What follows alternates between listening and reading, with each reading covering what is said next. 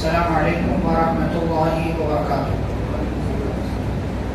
بسم اللہ الرحمن الرحیم، الحمد للہ رب العالمین وبہ نستعین والصلاة والسلام علی رسولہ الامین نبینا محمد وعلی آلہ واصحابہ اجمعین، اما بعد۔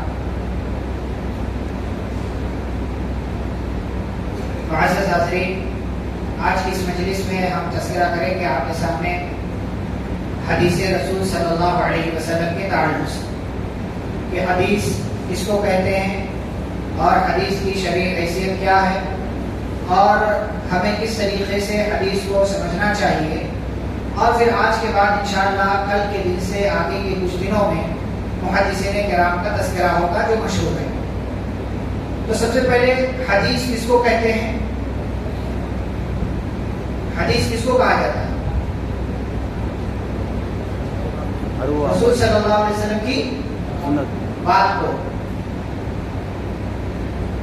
تو کیا رسول صلی اللہ علیہ وسلم کی بات جھوٹی ہو سکتی ہے؟ لیکن حدیث تو ضعیف ہوتی ہے۔ آپ کہہ رہے ہیں حدیث نبی صلی اللہ علیہ وسلم کی بات کو کہتے ہیں، تو کیا نبی کی بات کمزور، جھوٹی، منکر، غلط ہو سکتی ہے؟ لیکن حدیث تو بعض جھوٹی روایتیں بھی ہیں، بعض ضعیف روایتیں بھی ہیں، من گھڑت روایتیں بھی ہیں، تو پھر آپ کیا کہیں؟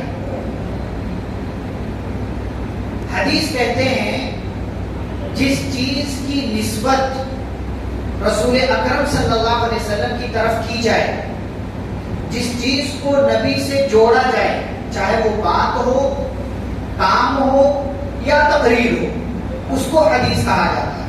اب وہ جوڑا جانا وہ صحیح بھی ہو سکتا ہے اور غلط بھی ہو سکتا ہے۔ اب جو صحیح ہے وہ نبی کی بات ہے، نبی کا قول ہے، لیکن جو غلط ہے وہ نبی کا نہیں ہے، وہ کسی اور کا ہے، بس خالی نسبت رسول اکرم صلی اللہ علیہ وسلم کی طرف کر دی گئی، اس کو جوڑ دیا گیا۔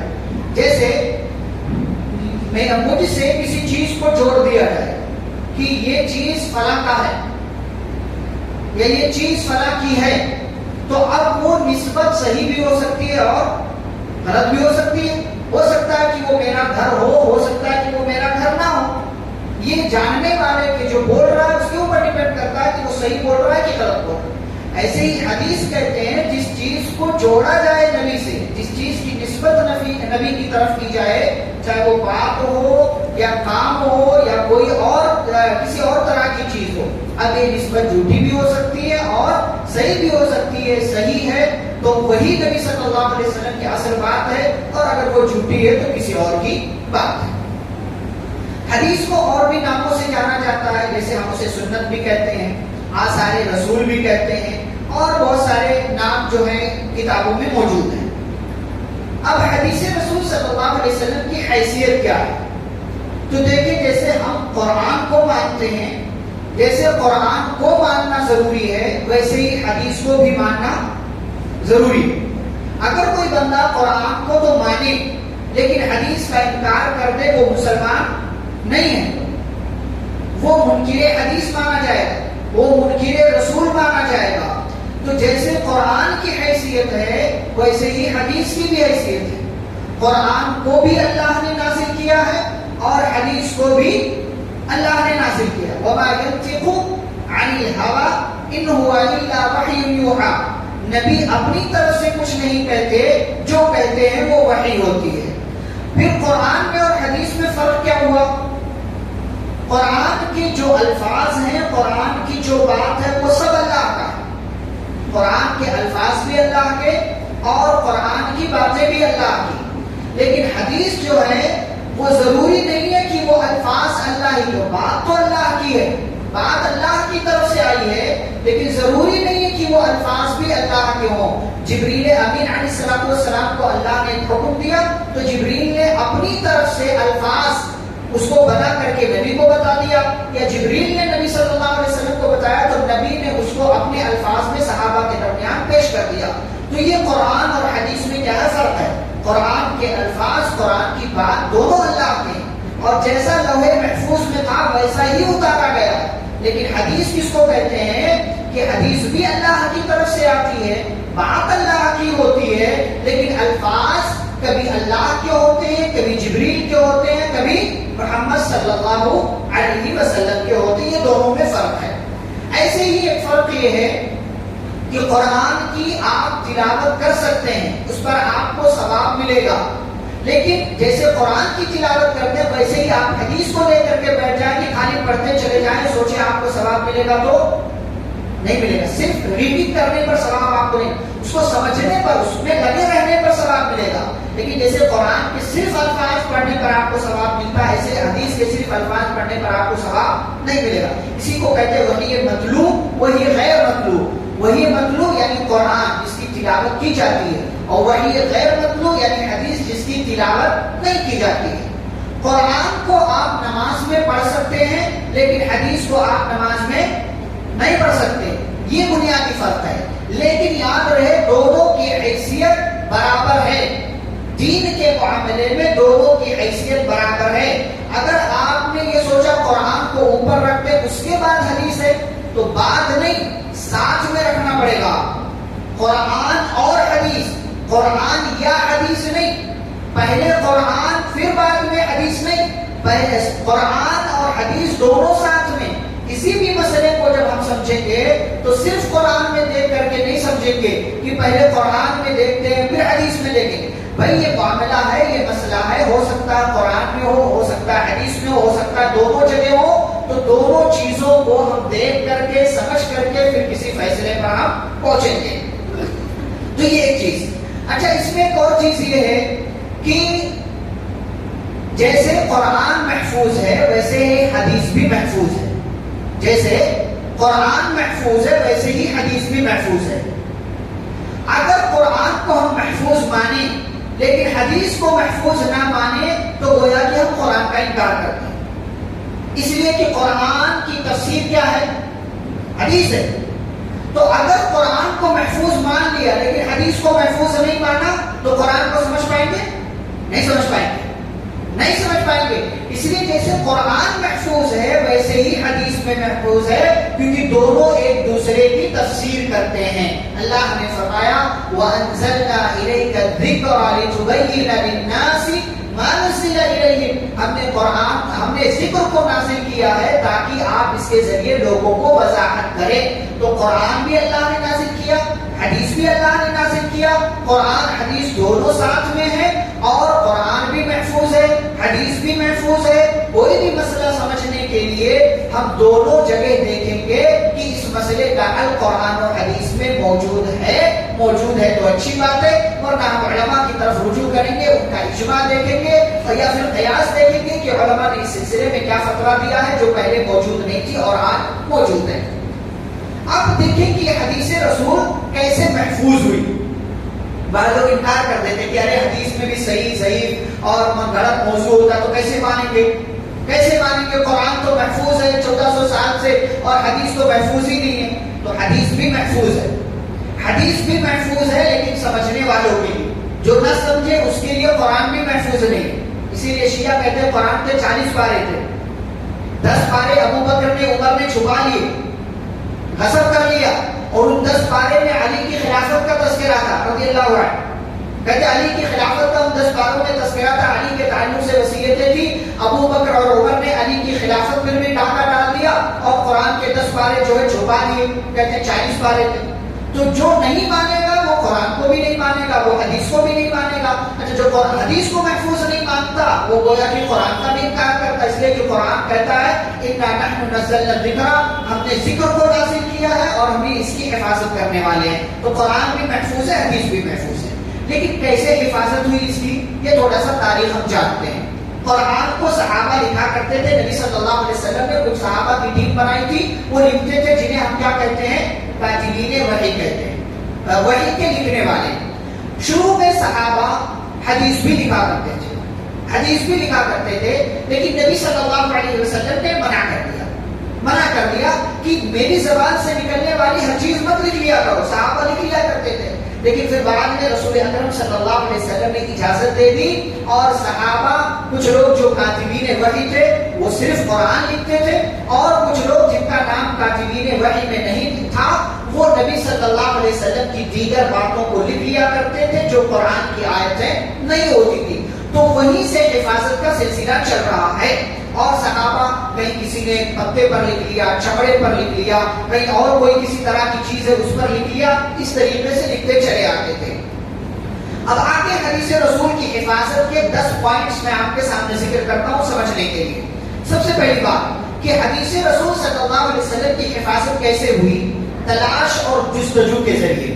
تلاش کرتے تھے صحابہ کہ نبی صلی اللہ علیہ وسلم کی بات کس کے پاس ہے، ان کے پاس ہے، ان کے پاس ہے، ان کے پاس ہے، تو ان کے پاس جا کر کے وہ حدیث وہ بات لے لیا کرتے تھے۔ نبی صلی اللہ علیہ وسلم چلے گئے تو تابعین جب آئے تو صحابہ سے پوچھتے تھے، صحابہ چلے گئے تبع تابعین آئے وہ تابعین سے پوچھتے تھے، بلکہ ایک ایک حدیث کے لیے تلاش کرتے تھے کہ اس حدیث کو جس نے روایت کیا ہے صحابہ سے اور صحابہ میں سے جس نے روایت کیا نبی سے، وہاں تک میں پہنچ۔ ایک ایک حدیث کے لیے کوفہ سے شام، شام سے مدینہ، مدینہ سے مکہ، مکہ سے اور کتنا لمبا ایک ایک 2 مہینے کا سفر کر کے پہنچتے تھے اور تلاش کر کے اس حدیث کو حاصل کیا کرتے تھے کہ وہاں سے ڈائریکٹ مجھے حدیث مل جائے۔ یعنی اگر میں نے صحابی سے سنا ہے اور آپ نے مجھ سے سنا ہے تو آپ کی یہ کوشش ہوتی تھی کہ آپ مجھ سے نہیں، آپ ڈائریکٹ صحابی سے جا کر کے سنے۔ سفر کر کے بندہ جاتا تھا، تابعی جاتے تھے اور صحابی سے ملاقات کرتے تھے کہ آپ نے نبی سے کون سی بات سنی اور کیسی بات سنی اس ایک حدیث کے لیے۔ تو تلاش اور جستجو کے ذریعے محدثین نے، صحابہ نے، تابعین نے، تبع تابعین نے حدیث کو محفوظ کیا۔ دوسرا طریقہ تحقیق و تدقیق۔ تحقیق یعنی چھان بین، پھٹک، تدقیق یعنی باریک بینی سے دیکھنا کہ واقعی یہ حدیث نبی کی ہے یا نہیں ہے، روایت کرنے والا کون ہے، بیان کرنے والا کون ہے، کس زمانے کا ہے، اس نے فلاں سے سنا ہے کہ نہیں سنا ہے، کہیں ایسا تو نہیں کہ خالی کہہ رہا ہے سنا ہے لیکن ان کے بعد پیدا ہوا۔ یہ پوری تحقیق، پوری باریک بینی سے جائزہ لے کر کے پھر جا کر کے کسی نتیجے پر پہنچتے تھے۔ اچھا یہ معاملہ پہلے نہیں تھا، لیکن جب فتنہ بڑھا، عبداللہ بن سبا حضرت عثمان رضی اللہ تعالیٰ عنہ کے زمانے میں بیدار ہوا، اس نے مسلمانوں کا لبادہ اوڑھا اور یہودیوں کا پروردہ تھا، یہودیوں کی فطرت اس کے اندر تھی، بلکہ قوم یہود میں سے ہی تھا، اس نے فتنہ پروری کرنا شروع کر دیا اور جو ہے فتنے کی آگ بھڑکانے لگا۔ نتیجہ یہ ہوا اسی کی سازشوں سے حضرت عثمان رضی اللہ تعالیٰ عنہ شہید ہوئے اور پھر اسی کے کہنے سے شیعان علی کا فرقہ وجود میں آیا، خوارج کا فرقہ وجود میں آیا، اور حضرت علی رضی اللہ تعالیٰ عنہ کو شیعوں نے اللہ کے مقام تک پہنچا دیا اور علی رضی اللہ تعالیٰ عنہ کی اتنی فضیلتیں بیان کی کہ اتنی فضیلتیں نبی صلی اللہ علیہ وسلم نے بھی بیان نہیں کی تھی۔ تو اس کی کوششوں سے فتنہ بھڑک اٹھا۔ جب فتنہ بھڑکا تو صحابہ نے لوگوں سے پوچھنا شروع کر دیا کہ یہ بات آپ نے کہاں سے سنی۔ پہلے کیا ہوتا تھا، کسی صحابی نے کہہ دیا، کسی نے نبی کا حوالہ دے کر کے کوئی بات کہہ دی، مان لیتے تھے، لیکن جب فتنہ بڑھ گیا تب فتنے کے بعد لوگوں نے پوچھنا شروع کر دیا کس سے سنے ہو، کہاں سنے ہو، کب سنے ہو، کس مجلس میں سنے ہو، کتنا سنے ہو، واسطہ کیا ہے، کب گئے تھے، سب یہ پوری بات چھان پھٹک کر لے لیا کرتے تھے۔ اس طریقے سے حدیث محفوظ ہو گئی اور صحابہ سے تابعین اور اس کے بعد کے زمانے تک پہنچ گئی۔ تیسرا طریقہ حفظ حدیث کا، حدیث کو یاد کرنے کا۔ نبی صلی اللہ علیہ وسلم کے زمانے میں صحابہ نے حدیثیں یاد کی اور صحابہ کی میموری، ان کا دماغ بڑا شارپ تھا، بڑا تیز تھا، وہ یاد کر لیا، نبی بولتے تھے یاد ہو جاتی، نبی بولتے تھے یاد۔ دیکھیں کتنے صحابہ ایسے ہیں کہ ان کو لکھتے نہیں تھے بعض صحابہ کئی جگہوں پر، لیکن ان کو یاد ہوتی تھی وہ حدیث۔ اور بعد میں آپ دیکھیں تابعین کا زمانہ آیا، تبع تابعین کا زمانہ آیا، ہم محدثین کا تذکرہ کریں گے تو آپ حیران ہو کہ محدثین کو 1-1 لاکھ حدیث زبان یاد ہوتی تھی، 1-1 لاکھ 2-2 لاکھ حدیث زبان یاد ہوتی تھی۔ اس میں ان کو پہچان بھی ہوتی تھی کہ اس میں سے کون سی صحیح والی ہے، کون سی ضعیف والی ہے اور کون سی نبی کے واسطے سے آئی ہے، کون سی کسی نے اپنی طرف سے بیان کر دیا، یہ سب کچھ ان کو یاد ہوتا۔ تو حدیث یاد کر کے انہوں نے نبی صلی اللہ علیہ وسلم کی حدیث کو محفوظ کیا۔ چوتھا طریقہ مذاکرہ حدیث۔ مذاکرہ یعنی آپس میں گفتگو کرنا، میں نے نبی سے یہ سنا ہے تو وہ صحابی کہتے تھے میں نے یہ سنا ہے، پھر یہ تابعین کا زمانہ آیا تو تابعین نے کہنا شروع کر دیا ہم نے فلاں صحابی سے ایسا سنا ہے، وہ کہتے تھے ہم نے فلاں صحابی سے ایسا۔ تو یہ مذاکرہ ہوتا تھا، علمی گفتگو ہوتی تھی۔ علمی گفتگو کے ذریعے کیا ہوتا تھا، ایک حدیث کئی لوگوں تک پہنچتی تھی، وہ کئی لوگوں تک پہنچتی تھی تو پتہ چل جاتا تھا یہ والی حدیث جو ہے ڈائریکٹ آئی ہوئی ہے اور یہ والی انڈائریکٹ آئی ہوئی ہے تو سمجھنا آسان ہو جاتا تھا کہ کون سی حدیث صحیح ہے اور کون سی حدیث بندہ اپنی طرف سے بیان کر رہا. پانچواں طریقہ حدیث پر عمل کر کے. حدیث پر عمل کر کے صحابہ حدیث کو محفوظ کر لیتے تھے.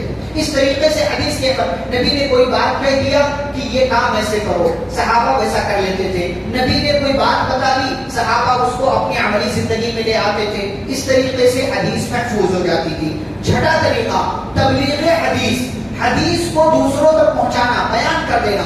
مجلس لگتی تھی، شاگرد بیٹھتے تھے، اسٹوڈینٹس بیٹھتے تھے، صحابہ حدیث بیان کر دیتے تھے. کسی کی مدینہ میں مجلس لگی ہے، کسی کی مکہ میں، کسی کی کوفہ میں، کسی کی شام میں، کسی کی دمشق میں، کسی کی بصرہ میں، کسی کی اور کہیں، کسی کی اور کہیں صحابہ کی مجلسیں لگتی تھی. وہ حدیث بیان کر دیتے تھے، حدیث کی تبلیغ کر دیتے تھے، اور یہ سلسلہ چلتا رہا جو ہے نسل در نسل، اور ایک کے بعد دوسرے لوگ کرتے رہے. اور اسی طریقے سے ساتواں طریقہ روایت کو پڑھنے پڑھانے میں احتیاط کرنا. جب روایت کو حدیث کو بیان کرتے تھے نا تو احتیاط کے ساتھ بیان کرتے تھے. ایسا نہیں ہے کہ شاید ایسا نبی نے کہا تھا، نہیں. ہمارے یہاں لوگ کیا ہے، شاید میں نے ایسا کہیں پڑھا ہوں، شاید میں نے علماء سے ایسا سنا ہوں، شاید میں نے ایسا فلاں کتاب میں پڑھا ہوں. یہ شاید کیا، دین کے معاملے میں شاید صحابہ احتیاط کرتے تھے. محدثین احتیاط کی جتنی بات ہم کو نبی کے واسطے سے معلوم ہوئی اتنا ہی بیان کریں. جب یہ احتیاط انہوں نے کیا تو اس احتیاط کے ذریعے انہوں نے حدیث کو محفوظ کر دیا. آٹھواں طریقہ سنے ہوئے لفظ کی روایت. جتنے الفاظ سنے ہیں اتنا ہی بیان کر دیتے تھے. جتنے الفاظ سنے کسی بھی مسئلے کے تعلق سے، جتنے الفاظ سنے ہیں بس اتنا ہی بیان کرتے تھے، سنے ہوئے الفاظ. ایسا نہیں ہے. اچھا، اس میں دو چیزیں. ایک چیز یہ کہ جو الفاظ سنے وہی بیان کر دیا، اپنی طرف سے کوئی لفظ نہیں ملایا. حالانکہ اس کی جگہ پر دوسرا لفظ ملاتے تو معنی غلط نہیں ہوتا، لیکن انہوں نے دوسرا لفظ نہیں ملا بلکہ جو لفظ نبی نے استعمال کیا تھا وہی لفظ بیان کیا. اس میں ایک دوسری چیز یہ ہے جو ہمارا نواں حصہ، نواں پوائنٹ ہے، وہ یہ کہ جتنا سنا تھا یہاں سے لے کر کے یہاں تک اتنا بیان. اس کی مثال میں آپ کو ایک دوں. سترہ والی حدیث ہے، نبی صلی اللہ علیہ وسلم نے فرمایا کہ اگر کوئی بندہ نمازی کے آگے سے گزر جائے تو اس پر کتنا گناہ ہے اس کو اندازہ نہیں ہے. وہ وہاں پر 40 ٹھہرنا گوارا کر لے گا لیکن گزرنا گوارا نہیں کرے گا. اب 40 کیا، 40 دن، 40 سال، 40 مہینے. یہ حدیث میں جو روایت کرنے والے ہیں انہوں نے ذکر نہیں کیا. کیوں؟ انہوں نے نبی سے ایسا ہی سنا تھا، جتنا سنا تھا اتنا ہی بیان کیا. یہ نہیں کہا کہ اپنی طرف سے کہ مجھے لگتا ہے 40 سال کہا تھا، یا مجھے لگتا ہے 40 مہینے کہا تھا، یا مجھے لگتا ہے 40 دن. اپنی طرف سے نہیں. نبی نے جتنا کہا لکان ان یقف 40 کہ وہ 40 ٹھہرنا گوارا کر لے گا. 40 کیا نہیں پتا. محدث نے، صحابی نے جتنا سنا اتنا ہی لوگوں کے درمیان بیان کر دیا. تو اس طریقے سے حدیث محفوظ ہوئی. اچھا، اب اگر اس میں کوئی اپنی طرف سے بیان کر دے گا تو وہ کیا ہو جائے گا؟ حدیث پھر وہ صحیح ہو جائے گی، وہ غلط ہو جائے گی، وہ جھوٹی ہو جائے گی، اور وہیں وہ پکڑ لیا جائے گا کہ یہ بندہ سچ بول رہا ہے کہ غلط بول رہا ہے. اچھا، اس میں ایک آخری پوائنٹ یہ ہے کہ شبہ والے لفظ، یعنی شبہ والا ڈاؤٹ فل جو لفظ ہوتا تھا اسی کے ساتھ روایت کرتے تھے.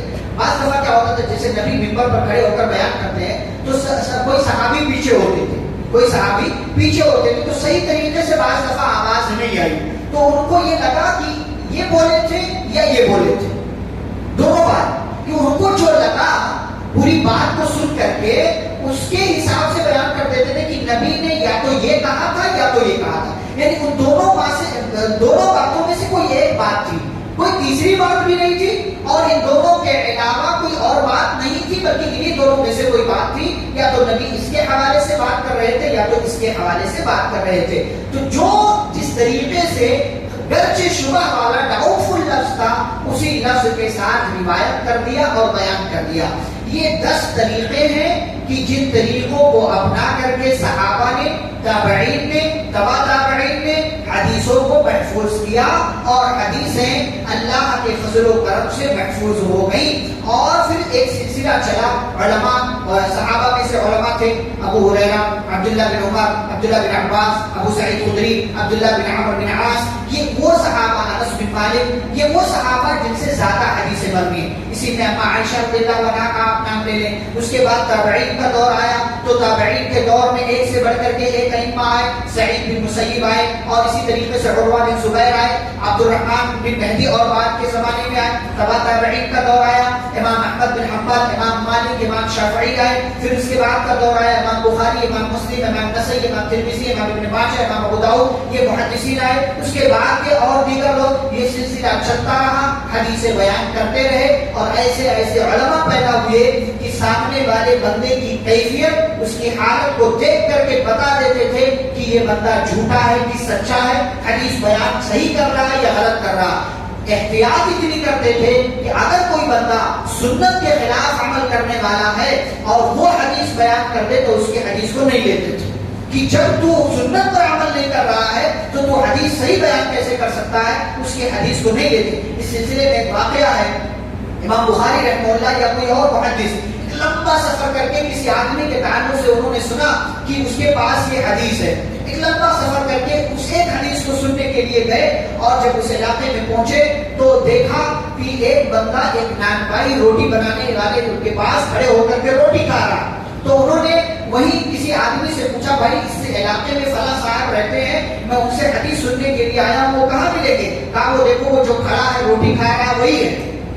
امام بخاری ہے جو بھی محدث نے واپس چلے آئے، واپس چلے. حدیث اتنا لمبا سفر کرتے صرف ایک حدیث کے لیے گئے تھے لیکن اس کو کھڑے ہو کر کے کھاتا ہوا دیکھ لیا، واپس چلے آئے. کہا یہ بندہ سنت رسول کی خلاف ورزی کر رہا ہے تو اس سے حدیث لینا مناسب. اتنی محنت اور اتنی مشقت کی ہے حدیث کو محفوظ کرنے میں، تب یہ جا کر کے حدیث کا ذخیرہ ہمارے پاس پہنچا ہے. اور لوگ بڑی آسانی سے آپ کہہ دیتے ہیں حدیث یہ ہے، حدیث وہ ہے، حدیث کا انکار کر دینا، حدیث محفوظ نہیں ہے یا مرضی کی حدیث ماننا. بعض لوگ سنت سے محبت کرتے ہیں لیکن حدیث سے نفرت کرتے ہیں. سنت سے محبت ہے کہ نبی کی بات ہے، نبی کی بات ہے، لیکن جیسے ہی نبی کی حدیث سنا دی جائے تو پھر اس کے بعد عمل کے میدان میں پیچھے ہو جاتے ہیں. سنت سے محبت ہے لیکن حدیث سے نفرت کرتے ہیں. کتنے ہمارے بھائی ایسے ہیں کہ نبی کے نام پر مر کٹنے کو تیار ہے لیکن نبی کی بات جیسے ہی سنا دو حدیث کے حوالے سے عمل کرنے کے معاملے میں پیچھے ہیں. پھر وہاں ان کی اپنی مرضی چلتی ہے، وہاں ان کے اپنے معاملات چلتے ہیں.